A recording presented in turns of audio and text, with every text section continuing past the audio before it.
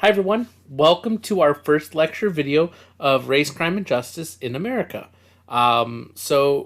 Brief background for everyone before we dive into this. When we've taught this class before, we had a small textbook. It was not really a textbook, it was more like a small sociology book written by an individual that just kind of cataloged the history of race, crime, and justice in America. And it was a perfect example, and we use that book for this class. But in our effort to move towards OERs as much as possible, we're not using that textbook anymore. It's not that it's a bad textbook. It's not that it's not useful. It's just simply we're trying to minimize the amount of books that you ever have to buy for classes and things of that nature. So there will be references occasionally to the textbook. I just want to emphasize that now. What I'm referring to is the old textbook and things like that. Well, it'll make sense when it comes up. But anyway, so welcome. This is our first lecture video. I haven't decided if we're going to do multiple videos or one long one. We'll see how I feel after recording this. But as we dive in, we are going to talk about the history a bit, but we also need to talk about key definitions. And so before we start with anything else, we have to start with, you see 4 terms on the screen, and hint, hint, nudge, nudge. These are the definitions that might show up on an exam. That's the best hint I can give you. But in all seriousness, our first 2 terms, race and ethnicity, we need to understand and have this discussion. So before we dive into this, I also want to mention these definitions are what the terms we are going to use. These are the definitions we are referring to. Not saying these are the only definitions. We're not saying that these are the definitions that are 100% absolutely accurate, but these are the definitions that we are going to use for these terms. Okay? And so we need to talk about race versus ethnicity. And so how we define race is a category of people who share certain inherited physical traits, including skin tone and facial features. Whereas ethnicity is a subgroup of the population with shared social, cultural, and historical experiences.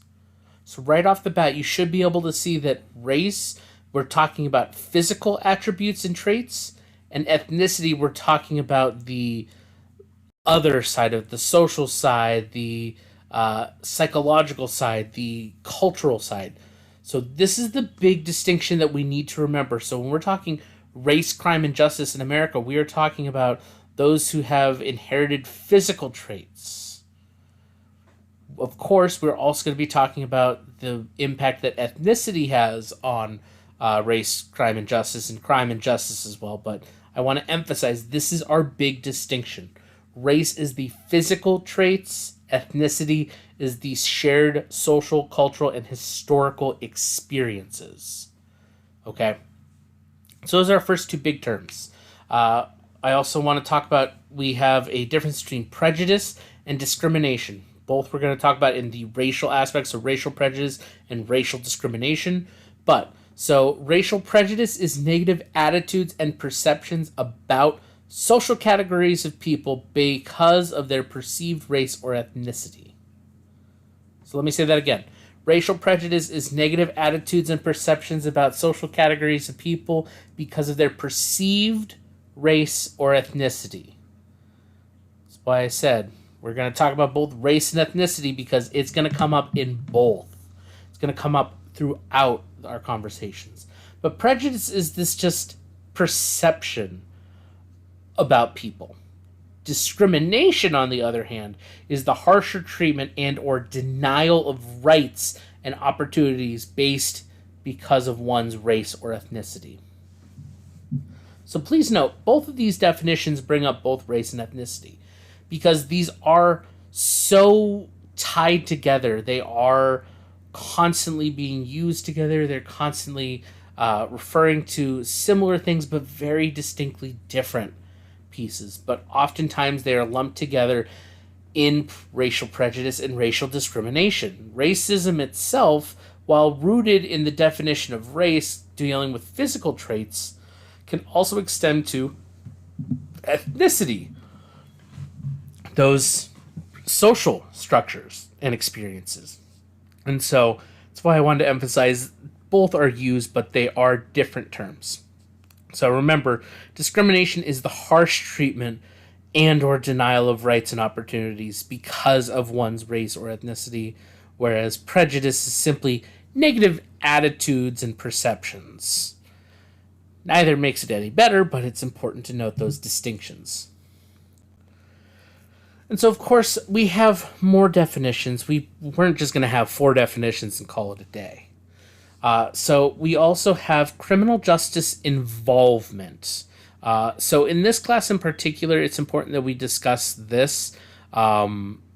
We've talked about this as a concept in classes like juvenile justice, intro to policing, things like that. But when we talk about criminal justice involvement, we're talking about the ways in which the criminal justice system interacts with individuals, typically in arrest, conviction, and or sentencing.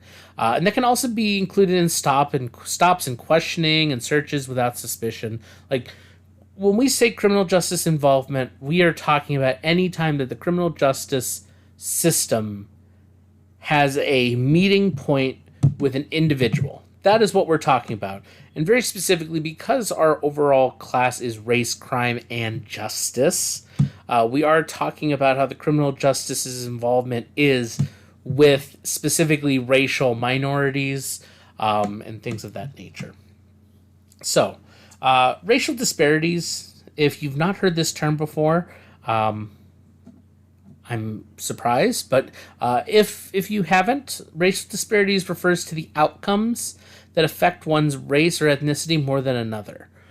So very specifically, one of the more common examples that we identify and use and typically can point to when we talk about racial disparities is that there are certain groups of people who do not get equal job opportunities, and we would call that a racial disparity because of their racial makeup, the way they physically look, or their ethnicity, their shared cultural experience, they do not have the same opportunities as everyone else.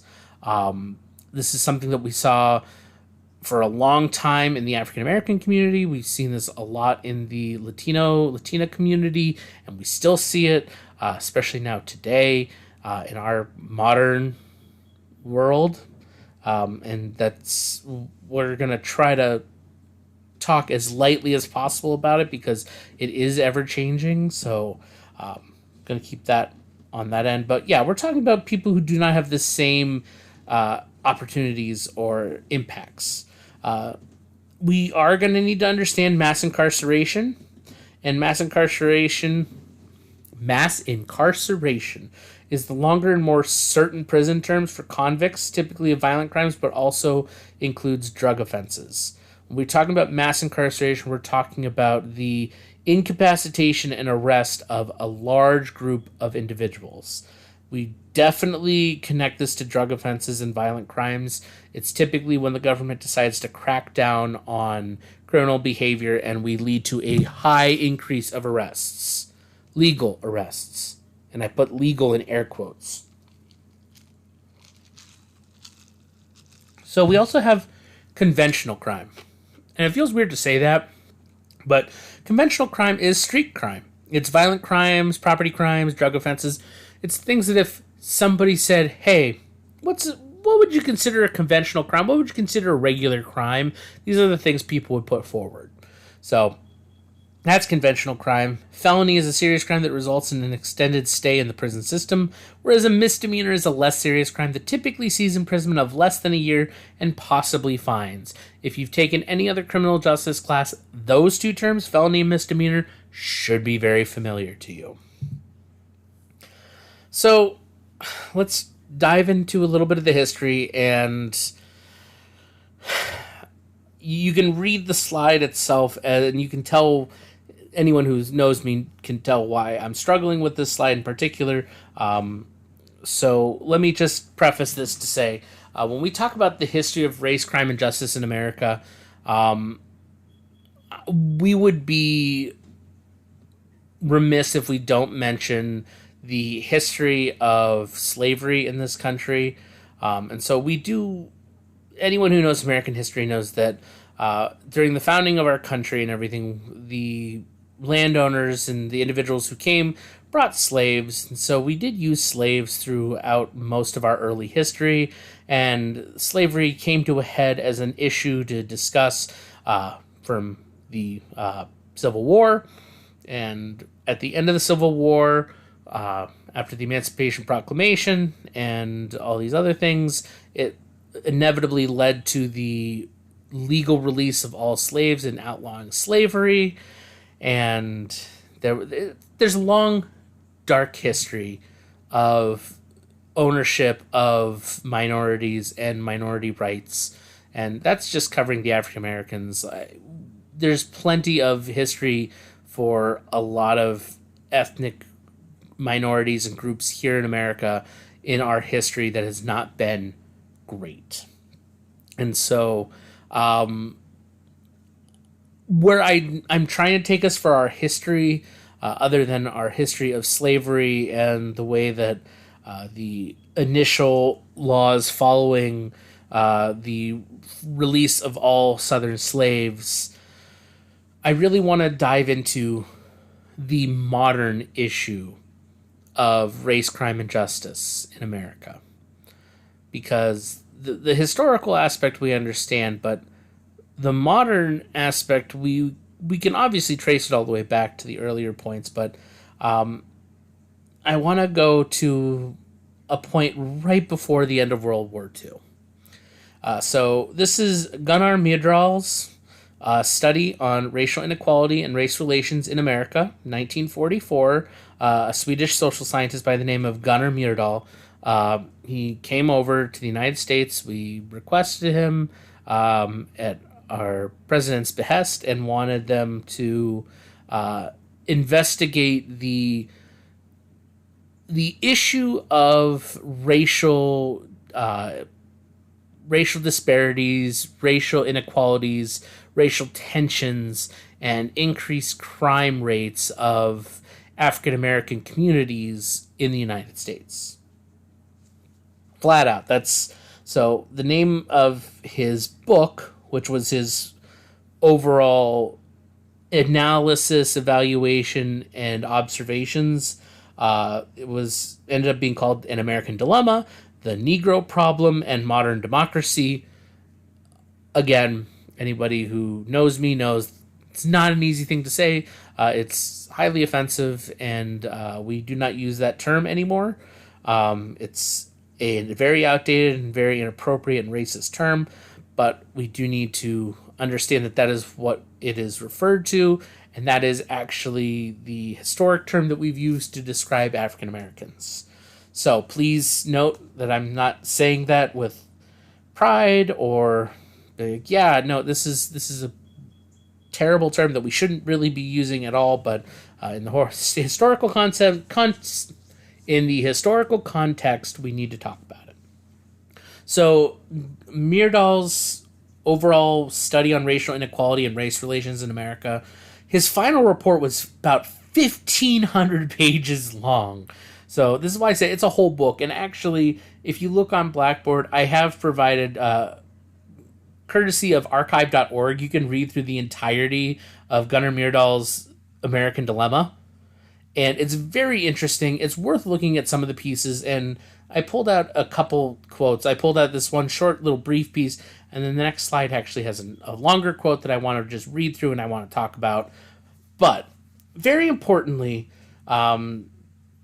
over the course of a year, Myrdal looked at American culture, looked at the big cities, the small cities, things like that, and was analyzing all these different issues that came forward that was brought to him and said, hey, we need to figure out what the heck's going on.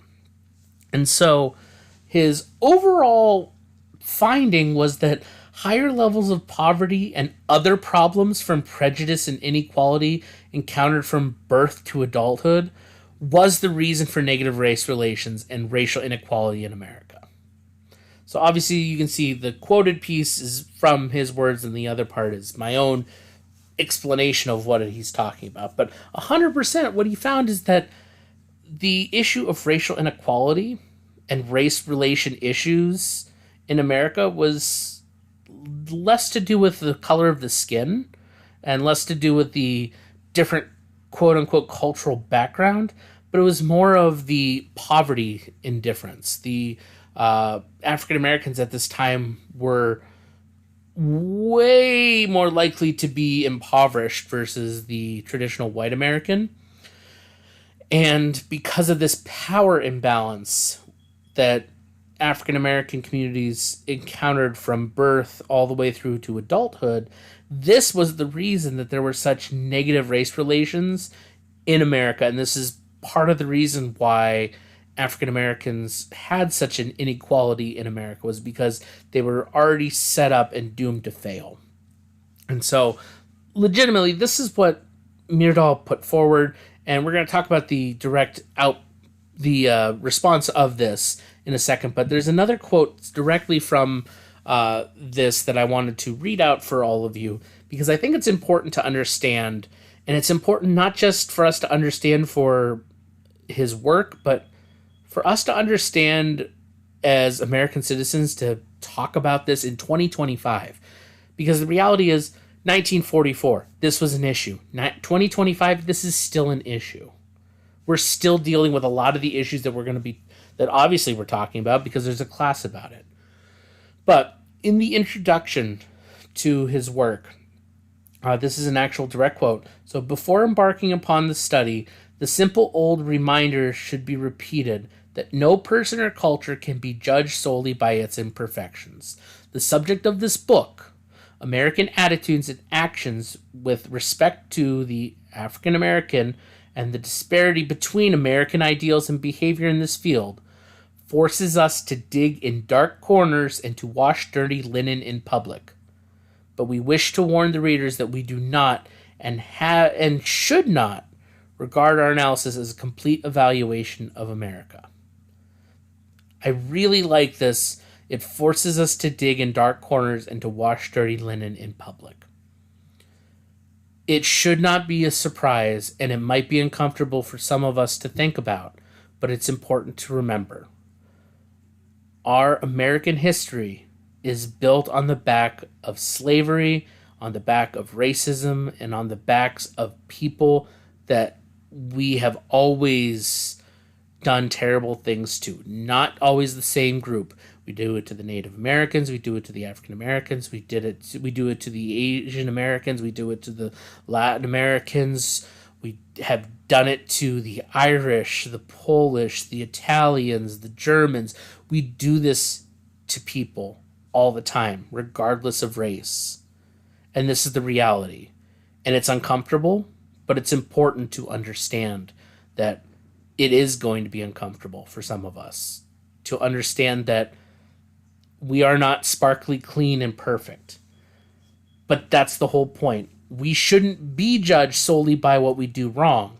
And it's not the only thing that deals with this. But it's important to remember that some of these things are going to be, unfortunately, difficult for some of us to consider.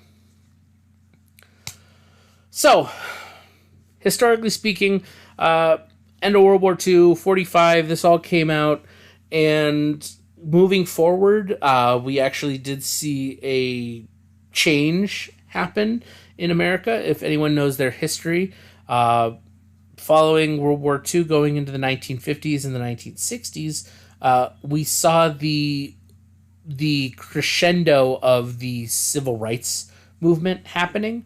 We saw the development of Martin Luther King Jr., I Have a Dream speech, and moving into a larger community of discussion amongst everyone.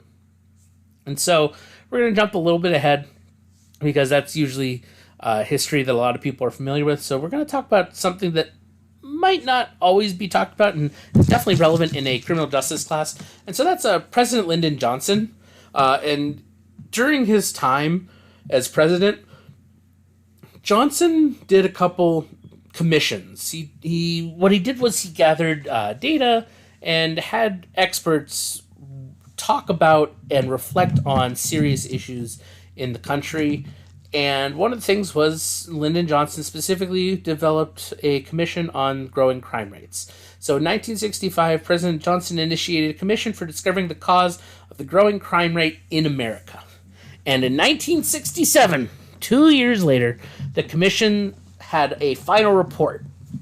And so it's not to say that they didn't have other reports, but their final report came out, and in it they blamed, quote, the urban residents' higher crime rates on many negative social conditions in which they lived. Crime flourishes and always has flourished in city slums, those neighborhoods where overcrowding, economic deprivation, social disruptions, and racial discrimination are endemic. In other words, Johnson's Commission on the Growing Crime Rate found, holy crap, those in poverty tend to be more likely to commit crime. Crime flourishes in city slums, neighborhoods with overcrowding, economic deprivation, social disruptions, and racial discrimination. These are things that if you've taken any other criminal justice course, you should be already aware of. But this is where we say, sometimes it takes us a while and we have evidence that tells us for years that it's happening. So, Johnson's Commission on Growing Crime tells us, oh, we kind of figured this out. Negative social conditions, that's the problem. So, as well during this time, Johnson also had a commission on riots, because there were riots that were happening at this time. Go figure. Lots of riots happening during this era. Can't imagine what that's related to. Hint, hint, nudge, nudge. If you know your history, you know that this is talking about a lot of different things. Obviously, racism and race relations being one of them. Anyway, so the riots of the 1960s came to be known as the Kerner Commission. And actually, one of our readings is a NPR article looking back at the 50-year anniversary of the Kerner Commission. And so really, what I want to focus on from here is that the final report of the commission of Kerner's commission attributed the riots happening at this time to the history of racism and racial inequality in the United States. Again, this is right at the height of the civil rights movement. So this is a direct quote from the Kerner Commission's final report. Our nation is moving towards two societies, one black, one white, separate and unequal. Discrimination and segregation have long permeated much of American life. They now threaten the future of every American. Race prejudice has shaped our history decisively. It now threatens to affect our future. White racism is essentially responsible for the explosive mixture which has been accumulating in our city since the end of World War II. As I said, our history is not great, and it's going to be uncomfortable. Racial prejudice has shaped American history. We cannot deny that. And this is the reality, is that the riots of the 1960s, the literal presidential's commission on riots identified that there was a history of racism and racial inequality in the United States, and that is the primary issue and that led to those riots, is that there is a push to, instead of one nation, individual, one country that's unified under a single ideal like American is not there. What they're identifying is that we're basing it based off of skin tone. We're basing it off of race. One black, one white, and that's not going to work. So,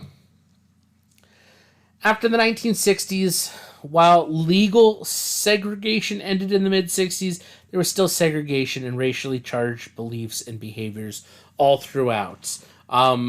Technically speaking, there's still, if you know anything of the history of the United States, and if you know the unfortunate reality of things like sundown towns and things of that nature, the reality is, even today in 2025, there is still kind of segregated places. If you're unfamiliar with sundown towns, they are places in the country, in our United States, in our country, where if you do not look like a straight white individual and you are in the town after dark, there's a possibility that you are not going to live to see sunrise. It is a legitimate thing. It's unfortunate and very terrible, and you can look into it all you want if you really want to. I don't want to dive too much into it because it is a complicated in the sense of legal complications, but it's based in racial prejudice that's clearly identified. But I want to mention that there is still segregation, and there is still a lot of issues to be had. So I have a semi-modern example of the post-1960s issue of not of segregation, but not really segregation, is President Obama. And just for anybody who is either too young to really remember or anyone who's forgotten, so President Obama from 2008 until 2016, wow, I had to do the math for a second, that's bad. But President Obama, for 2 terms, was our first African-American president, and everything he said, every speech he gave, every policy he put forward, everything, whether you liked him or didn't like him, regardless, every time he did something or said something, everything was taken under scrutiny and was looked at very closely and identified.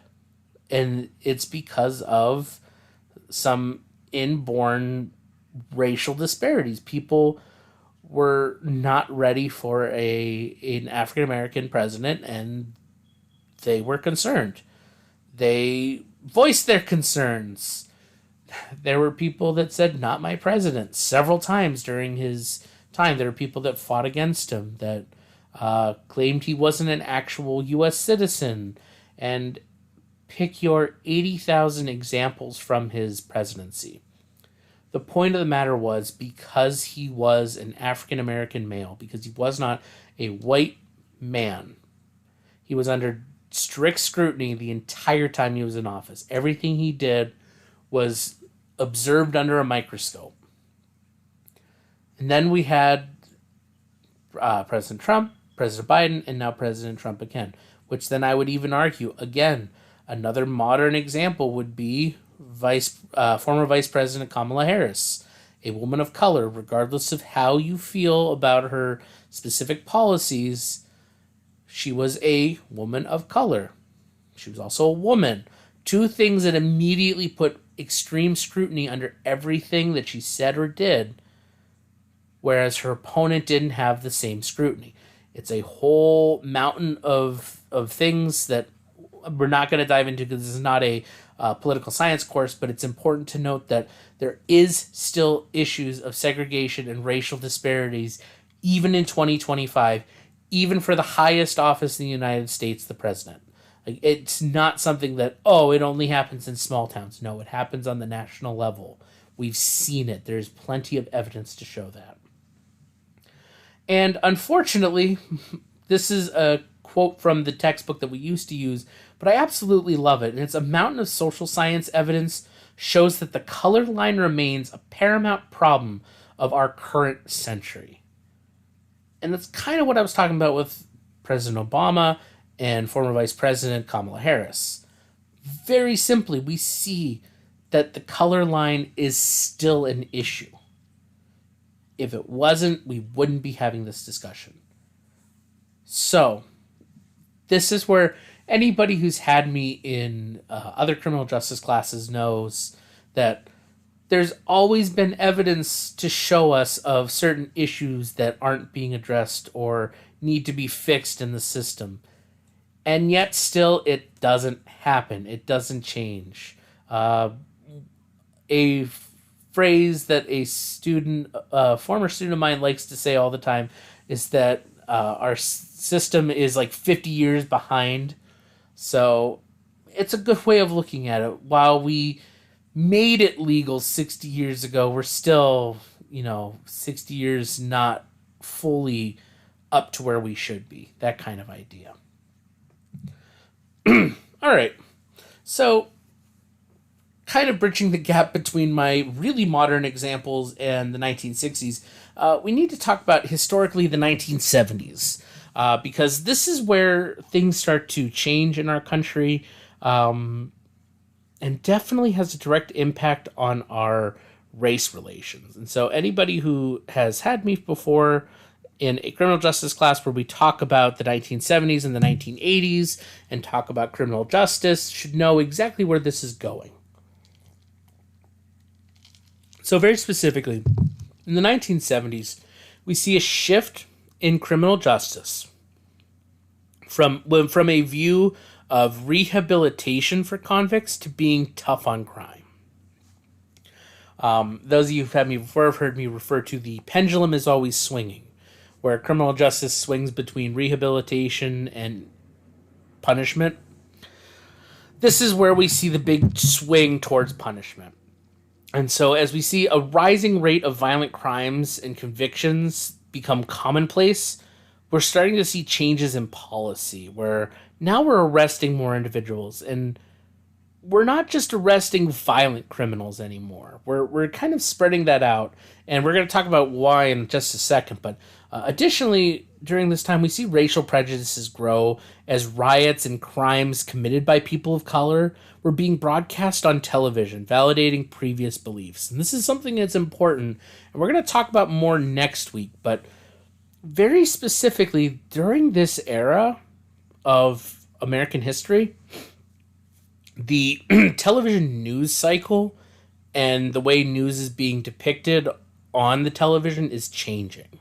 We're seeing an increase of stories at the national level being reported to the local, state, and local levels. And so now we're getting more people covering the same stories. And so legitimately, we're also seeing an increase of broadcasts covering crimes committed by people of color because, well, they're getting more people to watch, and it's solidifying their previously held biases, and it's a whole thing. But as anybody who's had me knows, the war on drugs and the crack cocaine epidemic. So very specifically, President Nixon, Richard Nixon, started the, quote, war on drugs. And this is not a joke. This is legitimately information that we have since learned in the modern era about this, that the goal for Nixon's war on drugs from people who worked in his presidency, in his cabinet at that time, was to associate blacks, African Americans, with heroin and hippies with marijuana. And that way they could make both illegal and make them public enemy number one. So if we make people, the regular American public who are watching television, associate heroin use with African Americans and marijuana use with hippies, Nixon can make both illegal through the war on drugs and make a public enemy that they can all focus on instead of the anti-war protests of Vietnam that were happening at this time. So 100%, the war on drugs was Nixon's attempt to get the public to stop focusing on Vietnam and focus on something else that they could tackle. And it was his own decision and anti-protesting for the hippies, in particular for marijuana, but the African Americans and heroin. And then, of course, after Nixon, President Reagan continued the war on drugs. And at this point, though, he was focusing on the new rise in crack cocaine. And so this is my little bit of weird history reminder to everybody. Pharmacologically, so when we're talking about the way that the drug is, its physical breakdown, crack and cocaine are almost identical. The difference is in the way that it's used and the speed or intensity of the high. So crack and cocaine are the same thing, pharmacologically speaking. They are the same drug. However, the difference is the way it's used and the intensity or speed of that high. And additionally, powdered cocaine was a glamorous drug for white businessmen from the 60s to the 1980s and beyond. Like, that's why I want to emphasize this. Cocaine is the rich white man drug, not the lowly African American drug. And that's an intentional decision.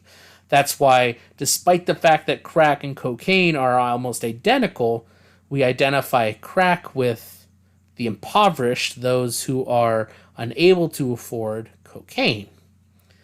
Similar things, different ways of using it and different ways to view it. So, during this time, this is something that we know historically looking at the data and arrests. During this time, officers would often turn a blind eye towards powder cocaine offenses while being tough on crack cocaine offenses. Again, through the 1980s, we talk about the crack epidemic. But the crack cocaine epidemic, we only focused on the crack part of it. We only focused on the low street level. We never focused on the high-powered businessman side of it, and that's kind of a problem. If you've seen any movie like The Wolf of Wall Street or things like that, they're doing cocaine. It's literally part of this. This is why I'm saying this is not like it's a joke. It's not some parody piece. No, this is actually what happened in our own modern history.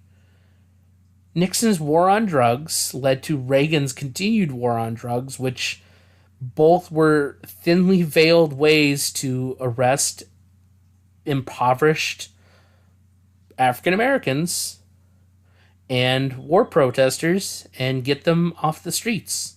That's what they were for. All right, so a couple brief statistics that I just want to kind of give all of you, and then we're going to move on, and that's African Americans comprise about 33% of all prisoners. That's a typo. It shouldn't be if, it should be of. So African Americans comprise 33% of all prisoners, although they account for only 13% of the U.S. population. Think about that just one more time.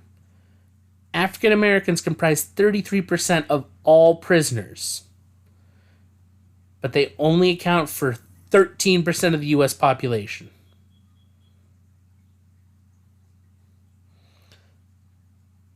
Latinos comprise 23% of all prisoners, and it's likely a higher percentage, and we'll talk about why in just a second, although they account for only 18% of the population. And non-Latino whites comprise of only 30% of all prisoners, and likely a lower percentage, although they account for 61% of the U.S. population. And you'll notice, and likely for both of those. So the way the distinguishing paperwork identifies Latino is complicated in some areas. They are not always clear.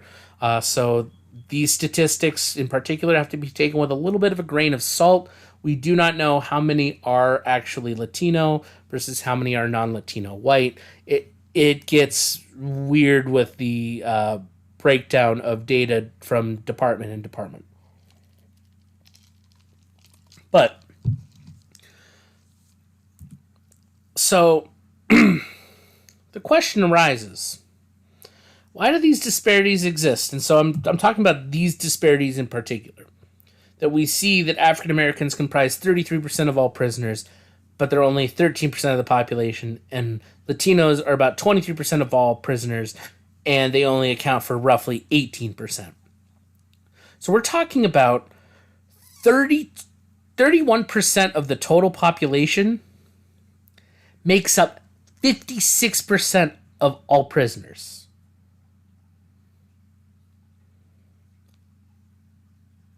Hear that again. 31% of the population of the United States, the several million of people, 31% of them make up 56% of the total prison population. And if you know, the United States has the largest prison population of the rest of the world. That's ridiculously high. So, why do these disparities exist? So, 3 questions that need to be asked in considering this issue are: 1, do certain groups commit more crimes? Is the way the laws are worded inherently biased? And are the people who work in the system, like officers and judges, inherently biased?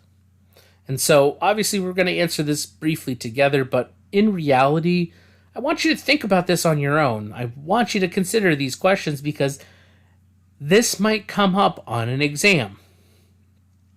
So, our answer that I'm giving is yes, however. So, it's a yes, but. Technically, according to what we see, do certain groups commit more crime? Yes.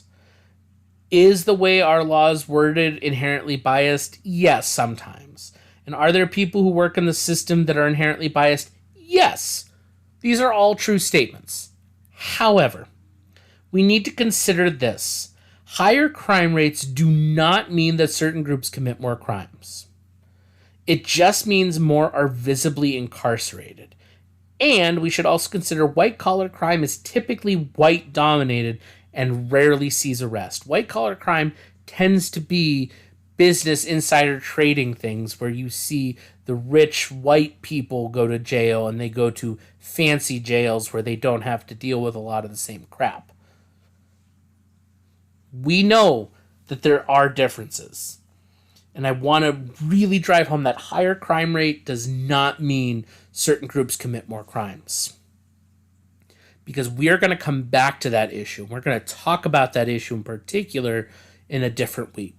Because we do know, statistically speaking, there is a higher rate of arrest for African American males and Latino males for certain types of crimes. We will talk about them later. But it's important to start thinking about it now. So, we talked about mass incarceration earlier, and we talked about how the racial impact that it has.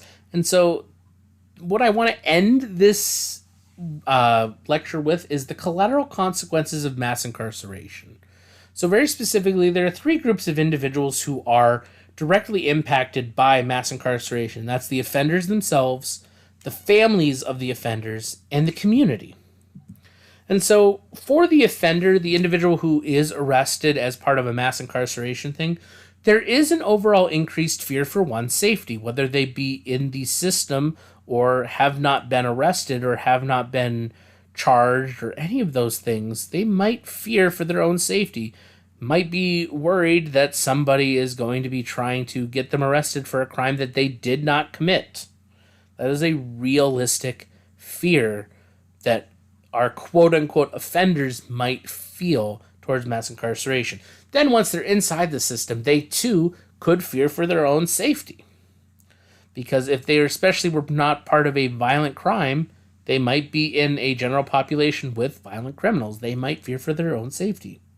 There is also a loss of freedom and autonomy. That goes with arrest in general. There's a loss of heterosexual relations. Obviously, there's an asterisk on that one. This comes down to a whole complicated matter of intimacy in prisons, and we're not really going to dive too much into that, but it's important to note that some offenders might feel that that's something that happens to them, and we're just going to keep that there. But the other thing, and this is especially for any individual, whether they've been arrested or not, low prospects for employment, educational opportunities, housing, and relationships with non-offenders. Anybody should be aware that having some type of criminal record does impact employment opportunities, educational opportunities, housing opportunities. Heck, relationships can be affected if you have a criminal record. It's not right, but this is a reality. And so, yeah, they're going to feel this way. This is a real impact to the offender. And for their families, typically, there's a direct effect on children of offenders. We see that more than 2.7 million American children, at the time of writing the textbook where this piece comes from, have at least a parent in jail. Think about that. 2.7 million children have a parent in prison. There is a loss of household income by a parent being incarcerated or an adult in a couple being incarcerated. There's loss of stability that affects school performance for children, which leads to an increased risk of committing criminal actions for the child. And there's a very big reality, and this comes to the psychology side of it. We see sleeping and eating problems start to arise in children at around issues of parents being incarcerated. And then, of course, there's the community. With reduced prospects for an offender, chances of repeat offending rises, which impacts the community they were returned to. They're going to likely see an increase in that criminal behavior. We can also see increased drug problems and mental health issues for individuals, which then gets put on the responsibility of the community. And again, this is a no-win scenario. We see low-income and minority communities they've had higher rates of incarceration. And unfortunately, release does not help, but neither does more incarceration. So I end this kind of depressing piece with this question to all of you. If release doesn't help, but incarceration doesn't help, what's the solution? How do we fix this weird history of racial disparity in the criminal justice system? How do we help? How do we fix this? How do we change? And that's what I'm leaving with you, for all of you. Thank you very much.